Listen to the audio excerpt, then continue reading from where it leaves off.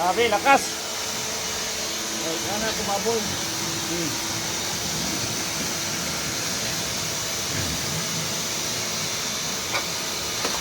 May parcel tayo na dumating ngayong gabi. Power wash. Item to is pwede pang washing sa baboy. Yun. Pwede din sa sasakyan, motor, ganyan. So, i-unbox natin kung ano yung laman ng box na ito.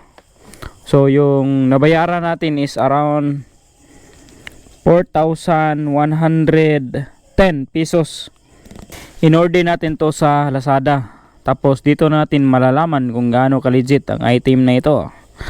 Umabot ng 40,000 sales. Sino ba namang hindi makapag-order ng ganitong item? Pag-abot ng 4,000 sales yung review ng item na ito. Pero anyway, hindi naman basihan yung review na yan.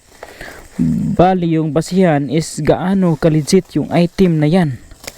So, kaya natin in-unbox kasi para malaman ng publiko kung gaano ka-legit ang item na to. Okay. Bulaga yan. Parang to handlebar. Parang handlebar ata to. We got a hose. Hose. Yan. Ko alam kung ano to. Parang iwan ko lang. Lagay natin dyan. Ito yun. Yung dito higop yung tubig. Tapos dito lalabas. Patungo dun sa machine. Mismong machine. Tapos ito naman. Parang pwede lagyan ng sabon. Diyan yan. Hugutin natin yung main body ng product na to eh. Hindi ko alam kung ano to. Pero testing natin to Yan So yan. So may gulong. Tapos may ano to.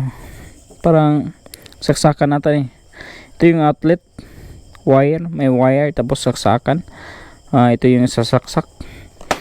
Ito yung handle. Tapos ito rin yung ito pala. Yan. Parang may lock siya eh. Ganyan. May butas dito. Tapos may nakausli dito. Lock lang natin to. Yan.